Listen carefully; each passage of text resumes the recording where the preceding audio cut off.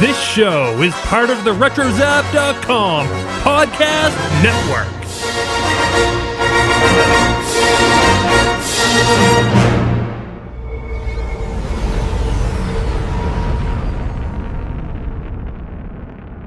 Our underground network is standing by at the drop zone to distribute. The transmission is being jammed. Looks like the Empire came out to welcome us. Attention, Rebel Convoy. This system is under Imperial control. Stand down or be destroyed. What a surprise. Star Wars Sabers and Scoundrels. Starships. Carabast. Yeah. Starships, Sabers, and Scoundrels. A Scoundrels Special Edition. Greetings, Scoundrels. This is Dennis, and I have Taxus with me. Welcome to the Scoundrels Special Edition. Tonight, we're covering parts 1 and 2 of Ghosts of Geonosis. But first, how are you doing this evening, Taxus? Very cold, Dennis. Very cold. I'm sorry to hear that. It's been not the year of appliances for you, has it? No, it has not. And just the fun continues. I wouldn't want to say money pit necessarily, but things need replacing, right? Well, yeah. Well, look at it this way. You can pretend you're on Echo Base while we're recording this. Oh, I did. I'm all bundled up. Well, let's go ahead and sound the spoiler alarm because this is a spoiler-filled podcast from this point forward. And here's your episode summary, which is a little bit longer than usual because we are covering essentially 2 episodes. Last season, the Honorable Ones episode began with the crew of the Ghost arriving at Geonosis with the purpose of investigating what the Empire was building there. During the mission, the rebels discovered there were no life forms on the planet. After filing a mission report with the Rebellion High Command, Saw Gerrera, yes, that Saw Gerrera, and a team of rebels were sent to Geonosis to investigate. However, they didn't report in and they never returned. In part 1, Hera and the Ghost crew are sent to find Saw. They arrive during a sandstorm. Kanan, Ezra, Rex, and Chopper investigate the caves of Geonosis, while Hera supervises from the Ghost. In the meantime, Sabine and Zeb check out a power source and discover a pristine shield generator. They extract the deflector core as the storm continues, and then destroyer droids activate and attack. Meanwhile, Kanan's team locates Saw in the caves of Geonosis after a droid ambush. They discover a lone Geonosian that has the control switch for the droids. They capture the Geonosian and deactivate the droids, and thereby save Zeb and Sabine. Part 1 ends with Saw demanding that the Geonosian tells them what was happening on Geonosis. The story continues in Part 2. Ezra intercedes in Saw's interrogation. The Geonosian is nicknamed Click-Clack by Ezra because he couldn't understand what he was saying, and then attempts to explain to the rebels what happened by drawing a circle with a smaller circle inside, which confuses Kanan and the crew. The Geonosian then leads them through the tunnels of the caves to his dwelling where he was protecting an egg. The rebels conclude that what he was trying to tell them was that this egg was the circles. The Empire arrives in a light cruiser and sends TIE bombers after the Ghost. Hera, Zeb, and Sabine fight them off and then fly the Ghost into the tunnels where Kanan and Ezra are. Rocket troopers pursue the Ghost, only to be fought off by Kanan, Ezra, Saw, and Zeb before Sabine finishes them off with her jetpack. Click-Clack then leads rebels to poison canisters, which the rebels attempt to take with them back to the Senate as proof of the Empire's atrocities. Unfortunately, the Empire blockades the cave exit with a light cruiser.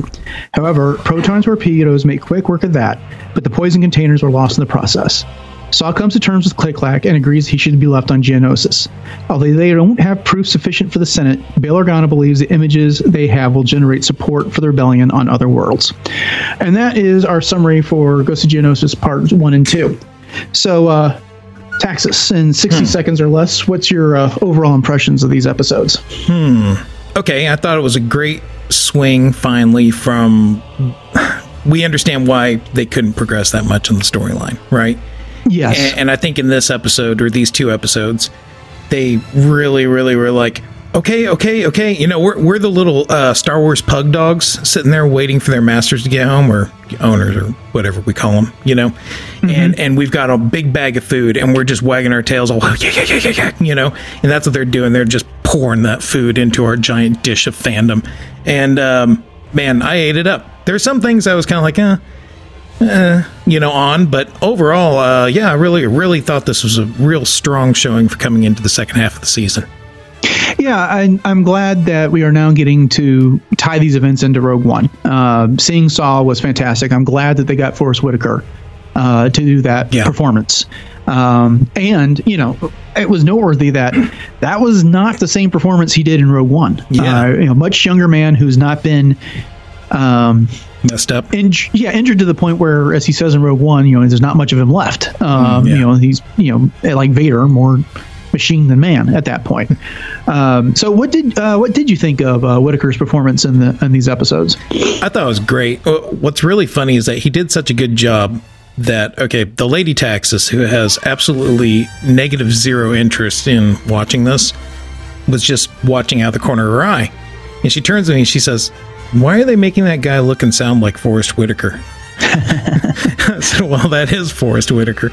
She's like, oh, you know, East Texas's own Forrest Whitaker, I might add. But home state boy. Oh yeah, and he, you know, I've told you the story how I saw him drive by in a car while standing outside of Mervin's before. Yeah, right. It's my brush with greatness. No, I thought that he did a phenomenal job, and I did notice the shift. I mean, I thought he did a good job of capturing, from what I remember, of Saw's character during the Clone Wars. You know, yes. the little the way he spoke, the passion in his voice, you know, the anger sometimes, not the craziness. You know, he didn't have the crazy in him yet, but you just started seeing it creep in a little bit. And man, you know, it's amazing to me how, I guess growing up, you kind of take voice acting for granted, but there is a lot to it, you know, to be able to actually get in character, so to speak, and convey that through your voice.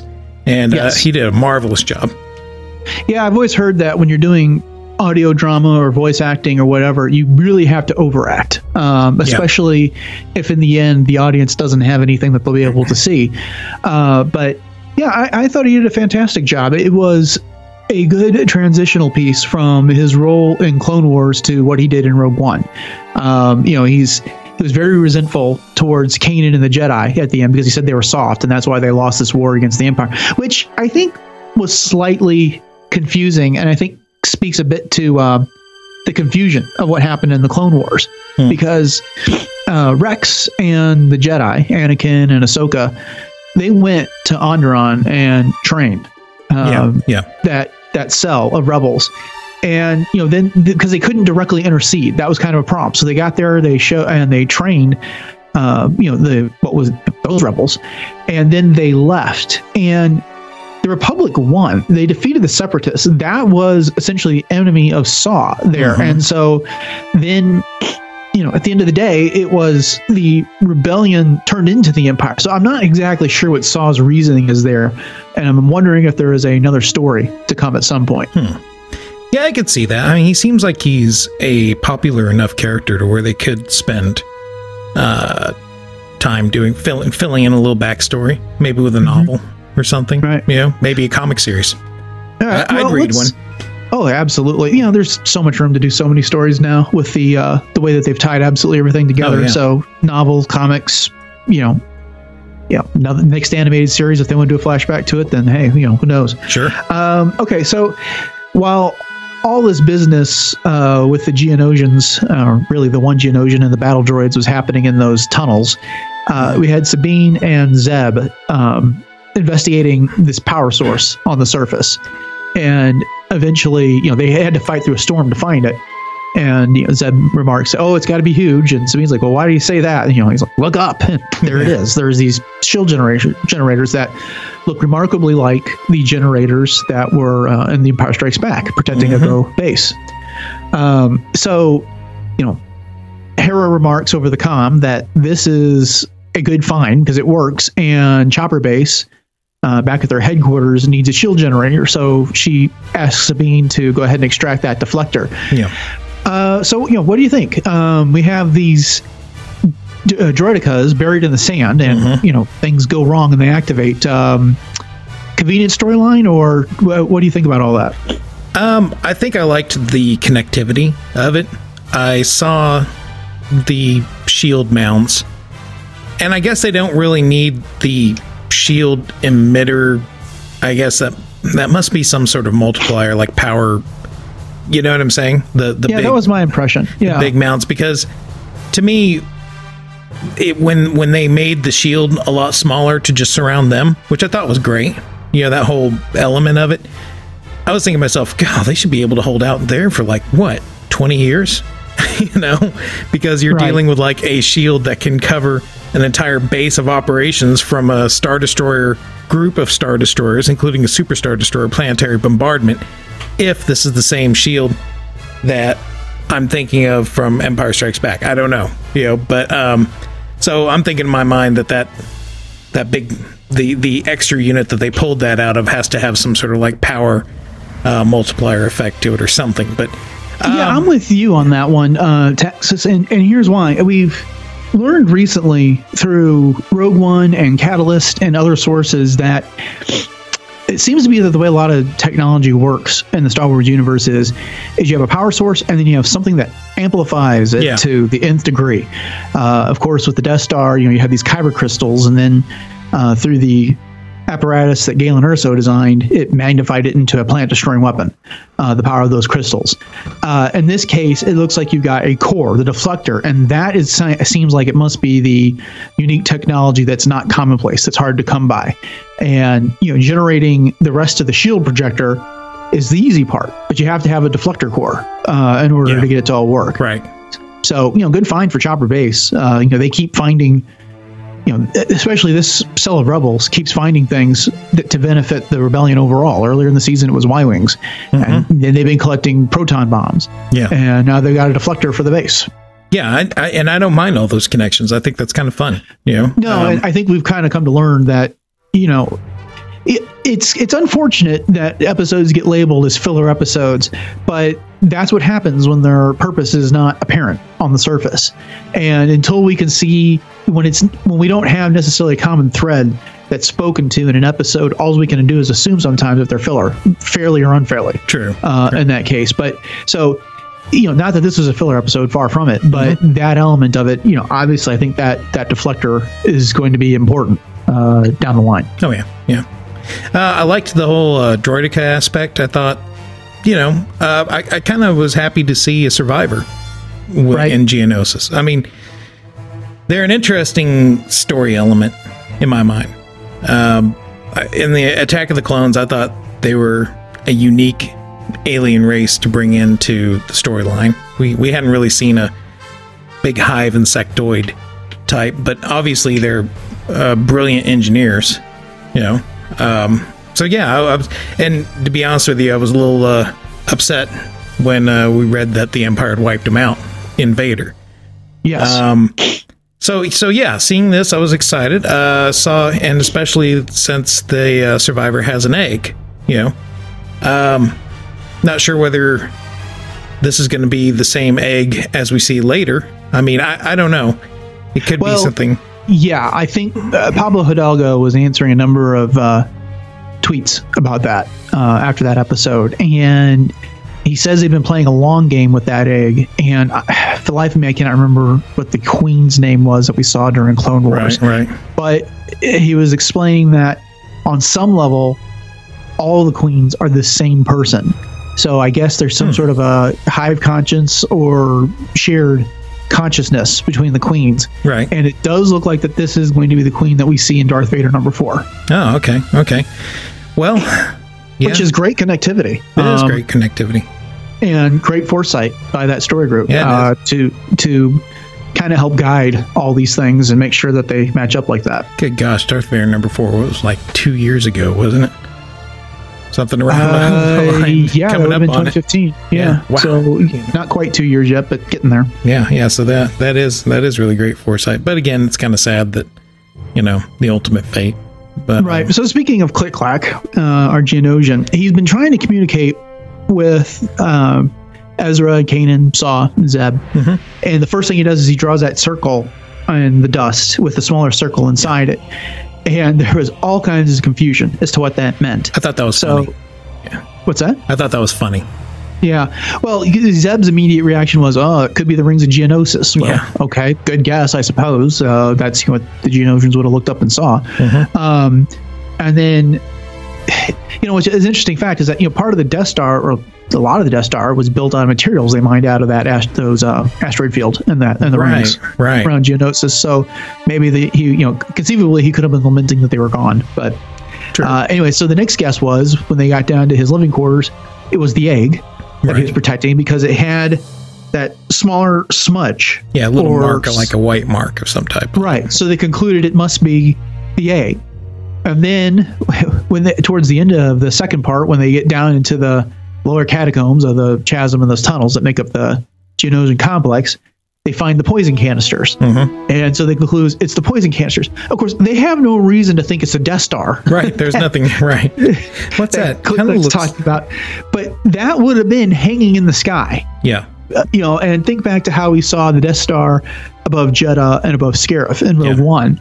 That would have been a rather ominous thing to see floating in your sky for so long. And especially when, if you've read Catalyst, you've had the opportunity to see, Geonosians in droves were sent up to work on the Death Star. And they killed each other trying to compete for the work to do it. I mean, they would lose themselves. So that would have been a major cultural event for the Geonosians just before they were wiped out. The Death Star leaves and they're all killed. Yeah. I kind of wonder, the transmission of the gas on the planet. Do you think, you know how they're exploring the catacombs first and they're finding all the doorways all blocked and everything? Do you think that was the Empire blocking the doorways? I mean, it would take a lot of work to do this unless you had something that just spread planet-wide somehow, I don't know. I mean, I can't imagine. If you're going to use gas, I would think that the benefit of using gas is that it spreads quickly. It gets through cracks and it gets through barriers that aren't airtight and such. And why would you then send troopers in there to barricade parts of caves in order to use your gas? I don't know. It just seems inefficient. I don't know exactly why those parts of those tunnels were boarded up. I think, or not boarded up, but you had debris brought down and blocked off. But the reasons that come to mind is perhaps Geonosians trying to survive did that. Maybe there were troopers sent in after the gas was deployed in order to mop up any survivors. I think if you're going to take out the Geonosians as a race, what you need to do first is make sure that you get the queen or queens so that they can't continue to reproduce, and then you can take out all the drones and the soldiers almost at your leisure after that. I didn't really, and part of that, I didn't really like the whole finding the breadcrumb of helmets. I was trying to figure out what that was about. Did Saw leave those there as a trap, as a temptation for somebody, or were they left? I wasn't certain why they were left there in that part of the cave. It's like almost cartoonish, like each soldier gets grabbed and leaves their helmet behind or something. Yeah, I can't imagine that. Well, I mean, the battle droids would have done it, and so they wouldn't have left those helmets behind necessarily. I'm wondering. Maybe it was a trap.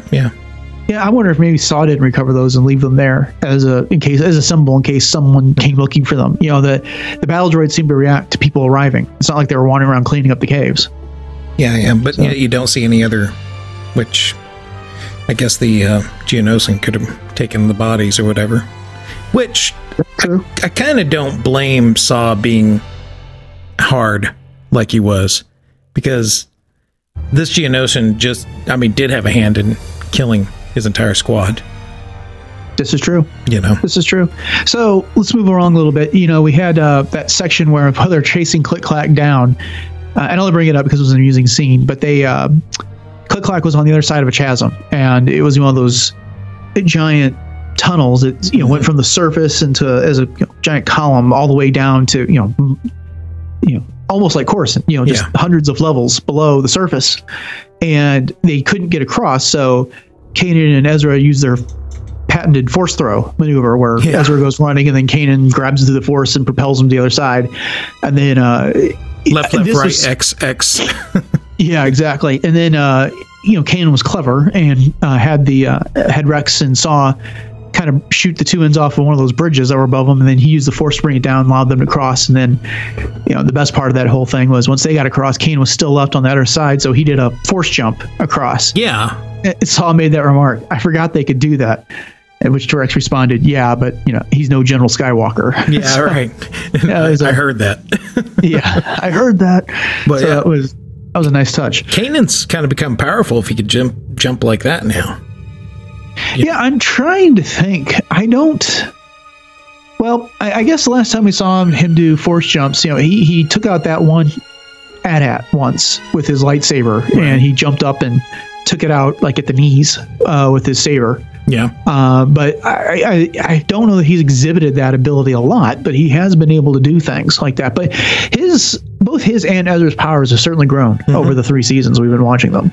Plus holding that whole bridge in place. Did you notice he was, I felt like they were doing the hand motions sort of like Yoda was. Yeah. When Yoda he was straining while he was pulling and twisting his hands and moving around. That was cool. Telling him to get over there quickly before the whole thing fell apart and he couldn't hold it any longer. Could you go a little faster, please? And speaking of people growing in power, Sabine had an opportunity to show off. When the Ghost was flying down the chasm and the Empire was closing in with that light cruiser, they sent the rocket troopers after them. That was cool. And at first, Kanan, Ezra, Zeb, and Saw, and I guess Rex and the turret from the Ghost were fighting them off. And then it's kind of like Sabine came out and said, all right, I hope you guys are done playing. I'm taking care of this. And fired up the jetpack, got up to their level, whipped out both her blasters, shot them up, and then finished them off with their detonators. Yeah, just took care of business. Even Ezra remarked as she was flying up there, it's like, they're in trouble now. Yeah. So, she's always been the one that it seems like she's been ready to shoot, not worry about it. And just take care of business. Early in the first season when they invaded that station on Lothal to broadcast Ezra's message, she wandered right there and shot a stormtrooper right in the face. Yeah. She shoots to kill. Yeah, and she's very efficient. I liked. This is the first time we see Is this the first time I think we see the rocket troopers? The first time we've seen anything like that in Rebels, there was some sort of clones that had rocket packs in Clone Wars. Wasn't that also a Dark Forces or not Dark Forces? What's that game that the robots were in? Dark Forces. Oh, was that? Oh, Dark Forces. Okay, guess that was it. So weren't those in Dark Forces as well? I seem to remember like a Bespin level so where you have like rocket troopers flying up and stuff, which is kind of cool. So. But yeah, she's very efficient, very deadly, and I thought that was one of the better, I guess, kind of, what's the word I'm looking for, illustrated fight scenes. Yes. Especially jumping around on everything like they were. Thought that was really cool use of the jetpack.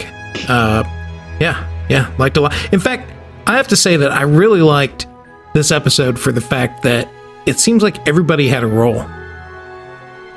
Everybody got to do something and not just come along for the ride. Yeah, I mean, the one who was researched the most was Hera, but the way I feel about that is... she had a big... Well, yeah, she spent most of her time on the ship, and I know that bothers a lot of people, and it does me from time to time. On the one hand, as kind of the mission leader, you wouldn't think that you need to send that person out into the field. However, the problem I have with that argument is that there's plenty of other instances in Clone Wars or whatever, the mission leader gets out and fights with everybody else. So, why does Hera have to stay behind in these cases? But you're right. This was much more of a team episode. Ezra and Kanan had a bigger part than the rest of the crew, but it was much more of a team episode than what we've been getting lately. Yeah. What'd you think of the click-clack voice? I don't know. There was a bit of the clicks and the clacks and, a lot of mewling going on. And so it was fine. The weird auto-tune thing was starting to get on my nerves. Oh, no, I didn't really notice that. I don't know what it sounds like. I think they were using some sort of auto-tuner or something. It sounded like it was just going a little too over the top with it, Yeah. One other thing I want to bring up is that when the mid-season trailer was released, you had noticed... the poison canisters, which of course appeared in this episode, and you tied them to material that appears in the Rogue One Visual Dictionary, which has that station that's monitoring I guess the attempts to clean out Saw's lungs with whatever the gas was. You know, that's the caption in the visual dictionary about the gas that was used to kill the Geonosians. And you know, you made that connection, and we put that out on our Twitter feed and maybe on Facebook. I can't remember. Well, you and I had been talking a lot about how did the Geonosians die, you know? And so when I saw that in the visual guide, I was like, oh, wow, you know, and took a picture of it. And it just happened to be like the day before that trailer came out, you know? Right. And then, and then we got to see the poison canisters right before we got to see this episode because the trailer came out. And so, you know, I was wondering, based on your connection there, that, you know, if we weren't going to see what happened to Saw, but just, you know, this is some speculation here on my part, but, you know, they weren't able to get away with those poison canisters. As they destroyed the light cruiser with those proton torpedoes, which was very cool. Yeah, that was the canisters fell off back down to the chasm. So, do we think poor Click Clack got a healthy dose of that gas? I hope not. But is Saw going to go back? I think so. Or is he going to go back and see if he can find more of this gas and get injured there, or maybe take that gas so that he can try and use it on the Empire somewhere? See, I think that's what happens. I'm thinking he tries to use that gas on the Empire. He ends up getting exposed to it, and this is the thing that causes the fracture between his rebel group and the rest of the Alliance.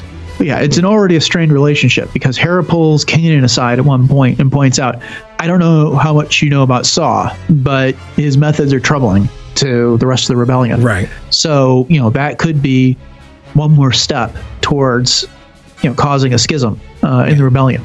Yeah, I think whatever happens to him catastrophically, like with his whole fake leg and all that stuff and the breathing, I think it's going to happen in Rebels. Yeah, that would be something. Yeah, I was wondering if we're going to get more Saw. Now I think pretty much everything that they showed from Saw in the trailer happened in these 2 episodes. But maybe I don't think they showed us everything either. I think there's something to come. Because I don't think they gave us anything from what's going to be the season finale. In that trailer. Well, the trailers always show like the first few episodes, don't they, or something? I mean, generally, So, but you know, that would mean. Well, we'll get to the trailer here in a bit. We can finish off our discussion on these episodes first. But got a quick question for you. Sure. Did you think that was Ray Sloan at first on the ship? At first I did, then I saw the credits.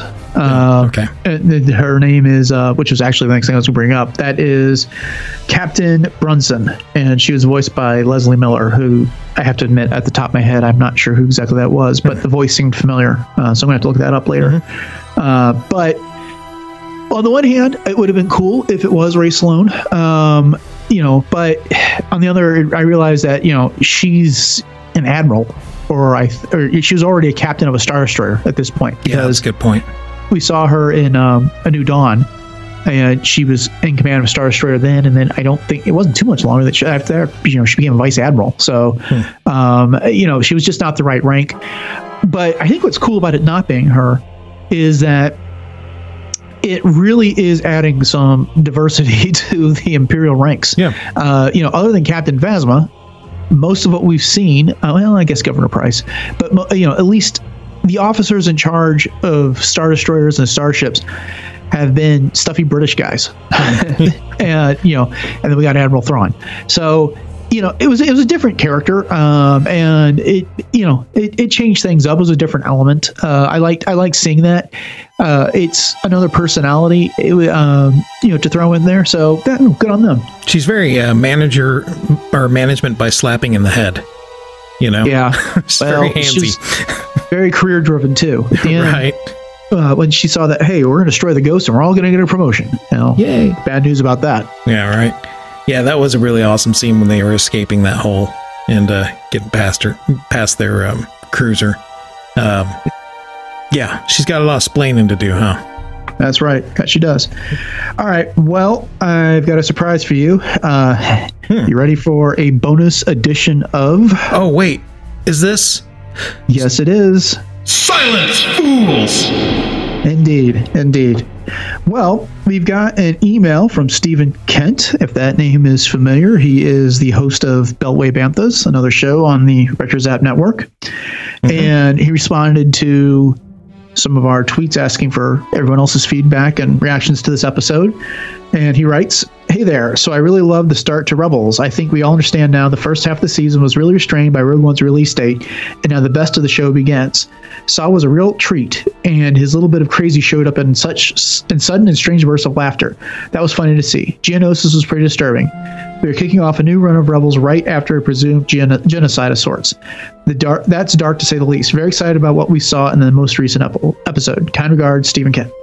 So, cool. Yeah, I think Steven's right on the money there. It's one thing for the Empire to kind of wander into a town on Lothal and push people around, but every once in a while we get these reminders of exactly how awful the atrocities they commit can be. Yeah. Gassing basically an entire planet to wipe out witnesses to the creation of their ultimate weapon, right? Which they will then intend to use to wipe out other planets. So, yeah, I think that is. I think what they're doing is a great.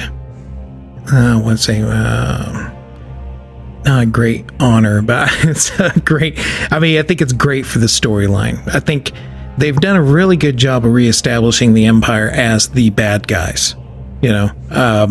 It's like we've talked about before. It's not Vader, on Main Street in Disney. It's like bad Vader. And the Empire. I mean, I'm sure even in their atrocities, some of them would say to themselves, "Well, I'm doing this for the better good," right? It's kind of what Krennic, to a certain extent, thought. Yeah, Krennic was power hungry. He was putting together the Death Star to cement his place in the Empire. I guess for me, his remarks on Saw, the little bit of crazy that was coming out. The one criticism I have, I don't want to say that, but a criticism I have of Rebels in this episode is, Hera and Kanan and Ezra, Sabine, Zeb, they've all got good hearts. They're good people. They're good soldiers. With the exception of when Ezra kind of slipped back towards the dark side earlier this season, they aren't committing the same atrocities against their enemies that are being committed by the Empire. But we've seen Saw now, he's willing to do whatever it takes to win. And he goes to such extremes that it's making the rest of the cells in the Rebel Alliance uncomfortable, to the point at some point he's essentially being expelled, or he leaves from him and his crew leave the Alliance. But we saw in Rogue One that guys like Cassian Andor are not above shooting an informant to protect getting their mission. And so, the shine is still on the rebellion and Rebels. And, to an extent, I guess you kind of have to do that because a big part of the audience of the show is, of course, kids. And so, those type of blatant murders just aren't going to play for that audience. But at the same time, it's I guess it's kind of what made some of the things that happened in Rogue One so shocking, just because this is the image of the rebellion that we've always had, is that these are guys, they are good people. They're, they aren't going to sink to those lows. Well, apparently it was rather commonplace in Rogue One. Yeah. And you get a little bit of it with the way Saw was treating Click Clack. The way he was pushing him around and he was electroshocking him. And, he threatened to destroy the egg if they didn't, and then he just demanded that they turn over the Phantom. That's what the Empire was going to do. I mean, basically, he was doing the same thing that the Empire did by threatening the egg. Right. Exactly. And then Ezra basically made the same point that Jyn makes to Cassian in Rogue One. He's like, well, if that's all you do, then you're no worse. You're no better than a stormtrooper. You're no better than the Empire. So, that was a nice touch connecting the two. Yeah. Well, I think we've covered this episode. Before we wrap things up, why don't we talk a little bit about? We mentioned the trailer, the mid-season trailer that came out. I had an opportunity to analyze it a little bit. For RetroZap, so you can go there and find the mid-season trailer analysis that I did. What were some highlights from that for you? Really, I got super excited over the whole Sabine storyline elements, and we see, I think, pretty clearly that her mother. Remind me of her name. Is it Bo-Katan? Bo-Katan. I think that's she. And also the visor. Did you notice that her visor was very similar to Sabine's as well? Oh, I missed that. Yeah, it has like the little kind of rounded eyes with the pointed corners, you know? Oh, okay. Rather than the straight Mando look. Yeah. Yeah. I loved how when she brings out the Darksaber that the soldiers or the Mandos around her are like, whoa. You know, you can see them kind of, whoa, hey, whoa, take a step back. And I really do feel like she really is going to become the Mandalore, you know?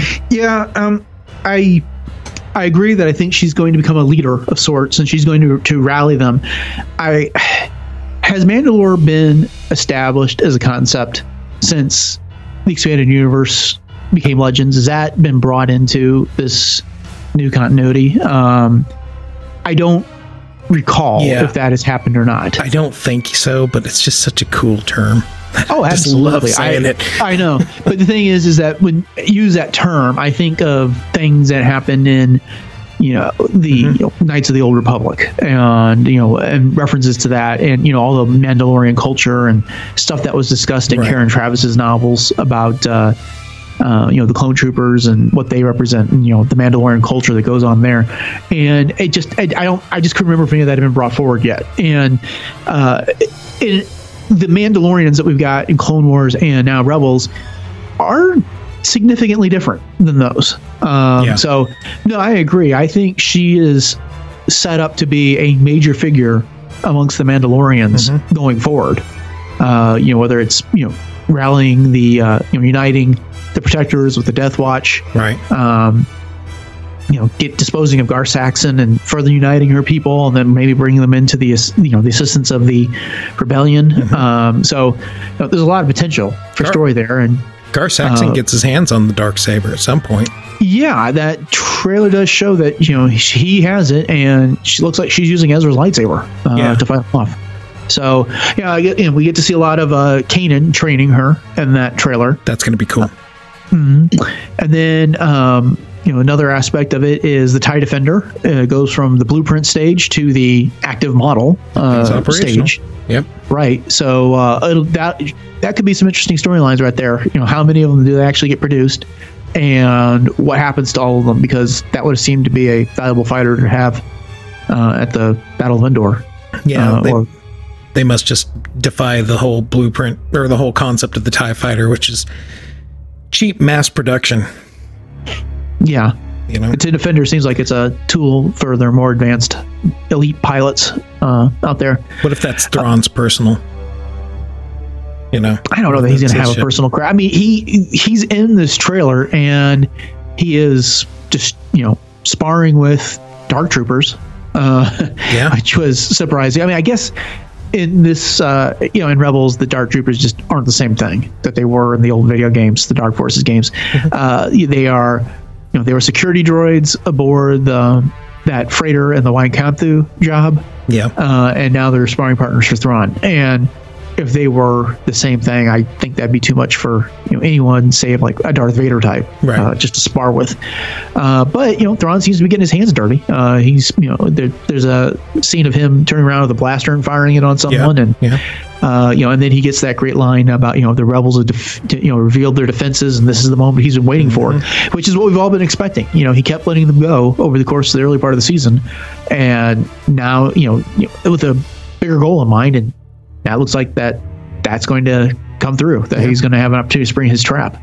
Did you know about those Dark Troopers? Yes. I think there's even kind of we were wondering how come they aren't using these things all over the place. And I think even the Rogue One visual guide, when it's discussing K2SO, that line had to be produced as a security droid, not as a combat droid. So that might be why we're seeing limited numbers of these Dark Troopers, and also why they're more in a security function than anything else. Because the Senate, after, of course, the Clone Wars, they passed all sorts of legislation banning the use of droids in combat. Come on. I know. The Empire is not concerned about the Senate is going to approve, and bam, they built a Death Star. Well, they used to be. They used to be concerned. I mean, but if you started seeing these things deployed all over the place, then I understand. Yeah. But I understand what the point. In the old video game, the Dark Troopers were a top secret project, and Kyle Katarn, is that the hero of that series? Oh, wow. Yeah. He discovers one on a mission, and then he discovers more of them and a factory where they're being used, and they were never really deployed in mass anywhere. It was a top secret project as the further advancement of stormtroopers, and ultimately he destroys where they're being produced, and that's the end of them. So that's fine. It was a cool design that they brought in from Legends, and this is how we get them, and that's great. Better than nothing. So, but still, like I said, my point simply was earlier that these aren't the same Dark Troopers that we saw in Legends, which took out armies by themselves. So, all right. Well, I think. Oh, one last thing we need to talk from the trailer. The showdown everyone's been waiting for is coming. Yeah. Looks like we're getting Obi-Wan Kenobi versus Maul one last time. Yeah. Loser leaves for good. You excited? Yeah, I think that's going to be cool. I think it's going to be on the edge of our seat, kind of. And why not? Kenobi, I mean, he's still formidable. I think I like what I think this was Joe and Chris were talking about this on Brews. Like, the reason why the action's not so insane in A New Hope is because these guys are both masters. And so that's why they're not whipping around. It's because they're both just waiting for that one mistake the other's going to make and to just eviscerate the other, Exactly. One false move and they're done for. So I'll be interested in seeing how they translate something like that, because it's not too far from the Vader duel, this timeline, right? Right. For Obi-Wan to be doing all his acrobatics and all that happened in the prequels. I'll be really interested in seeing what they do with that. Yeah, well, Maul's had some great moments with the lightsaber and Rebels, but even he's not exactly the same guy that Obi-Wan fought against in the Phantom Menace or in the Clone Wars, for that matter. So these are both older, not quite in their prime, warriors. Anakin and Obi-Wan knew each other like the back of their hands, and so that duel on the Death Star is, while not quite as sweeping and epic as their fight on Mustafar and Revenge of the Sith, was, they didn't need to be. They didn't have that type of space. They couldn't run around all over the place. They're just different people, and so it'll be interesting to see what they do there. I'm looking forward to that. It'll be exciting. So we see Obi-Wan's lightsaber ignited, but did we see Maul's lightsaber ignited? I don't remember if he lit it when he walked up to the edge of that camp or not. Yeah, I can't remember. But I thought we heard two blades igniting at the very least. So and then somebody posted out there, I want to say it was Brian Young, said something about anybody wondering where Obi-Wan got all that firewood? That's a good question. Hey, they burned Jawa, so yeah, sure, right? Maybe he's tossing a couple of Jawas. Maybe he went down to, the local Havel depot and picked up a bag of Jawa. All right. Well, okay. Well, I think that's going to do it then for this edition, the Scoundrel Special Edition. I'm going to go ahead and give our contacts. If you want to follow us on social media, we are SCubedPod on Twitter. Darth Taxus is at Darth Taxus, and I am at DJKVER2.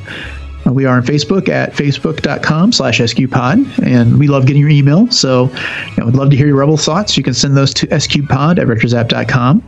The best way you can support us is leaving us a review on iTunes. We haven't had any of those for a while, so we'd love to get another one. Yep.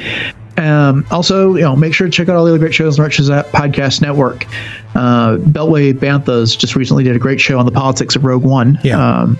And it's not really a conservative versus liberal thing. They address some of the accusations of anti-Trump messages being put in there during the reshoots, and they did a great job with that. So I highly recommend that one. Yeah, I have to say, that's one of my new favorite shows, and Steven and Swar are doing an awesome job. And I know Tirso had to move, so he's not as involved with it as much as he once was, but they do a really great job of presenting just two different sides and 2 different angles. And I think it's much appreciated.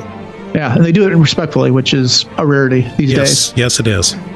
All right, and beyond that, there's been a lot of great tributes to Carrie Fisher amongst the various shows on Retro Zap, so definitely check those out.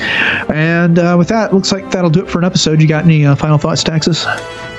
This was a fun start to the new season. I would, let's say, without the whole everybody gets a piece of the action element, I would probably have given this like a higher 80s.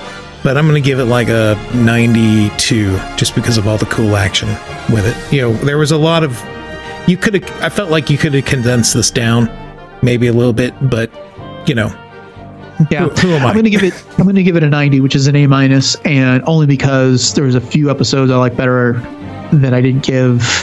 that I gave only a slightly higher grade. Right. So that's for me. All right. Well, thanks for listening, everyone. That'll do it for this episode of Starship, Sabers, and Scoundrels. And see you next time. And may the Force be with you.